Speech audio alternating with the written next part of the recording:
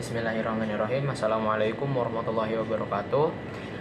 Perkenalkan, nama saya Muhammad Rafi Sidki. Saya dari 11.6 akan memberitahukan kepada kalian keutamaan sholat duha.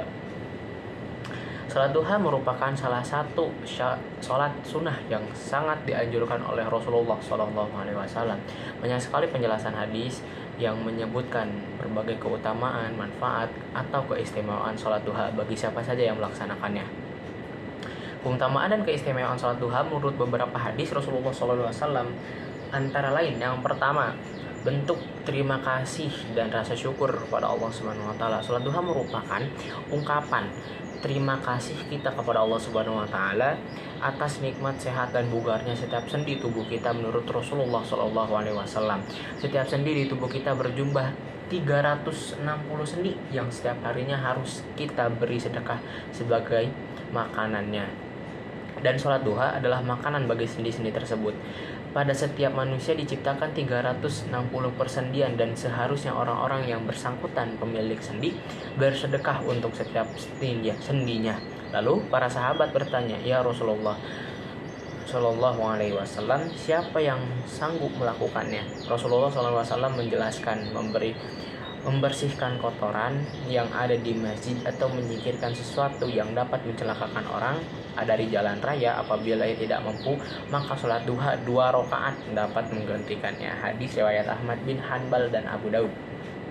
Keutamaan yang kedua, sedekah bagi seluruh persendian tubuh manusia. Dari Abu Dzar Al-Ghifari radhiyallahu anha, ia berkata bahwa Nabi Muhammad SAW pernah berlibur di setiap senda dari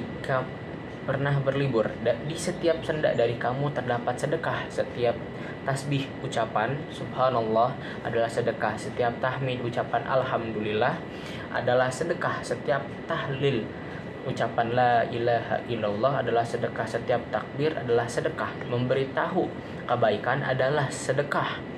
Mencegah dari kemungkaran adalah sedekah. Dan rakaat duha dan doa rakaat duha diberi pahala. Hadis riwayat Muslim. Yang ketiga, sebuah rumah di surga. Bagi yang rajin mengerjakan sholat duha, maka ia membangun sebuah rumah di dalam surga. Hal ini dijelaskan dalam sebuah hadis Nabi Muhammad SAW, yang hadisnya, barang siapa yang sholat duha sebanyak 4 rakaat dan 4 rakaat sebelumnya, maka ia akan membangun sebuah rumah di surga. Sahih Al-Jami 634. Untuk yang keempat, memperoleh ganjaran di sore hari. Dari Abu Darda radhiyallahu anha, ia berkata bahwa Rasulullah SAW bersabda, Allah Ta'ala berfirman, "Wahai anak-anak Adam, sholatlah untukku 4 rakaat di awal hari, maka aku akan mencukupkan kebutuhanmu ganjaran pada sore harinya." Sahih Al-Jami 4339.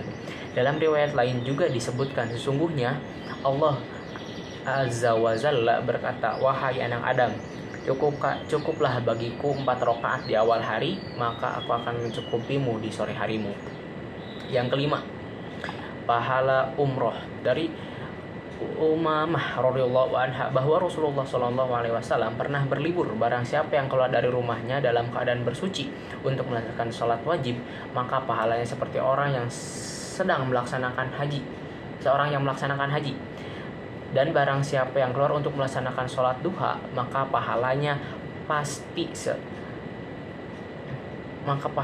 seperti orang yang melaksanakan umroh. Sahih Al-Targhib 673. Dalam sebuah hadis lain juga disebutkan bahwa Nabi Muhammad SAW, barang siapa yang mengerjakan sholat fajar subuh berjamaah, kemudian ia setelah selesai duduk mengingat Allah hingga terbit matahari, lalu ia sholat 2 rakaat duha, ia mendapatkan pahala seperti pahala haji dan umroh. Sempurna. Sahih Al-Jami 6346. Yang keenam, mendapatkan ampunan dosa. Siapapun yang melaksanakan sholat duha dengan langgeng akan diampuni dosa-dosanya oleh Allah Subhanahu wa taala, sekalipun dosa itu sebanyak buih di lautan. Hadis riwayat Tirmizi.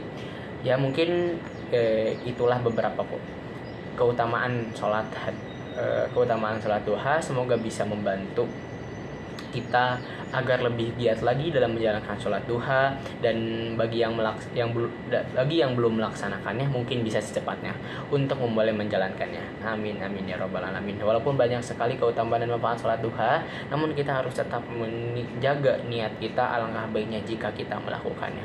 Baik, mungkin segitu dari saya. Semoga bermanfaat. Wassalamualaikum warahmatullahi wabarakatuh.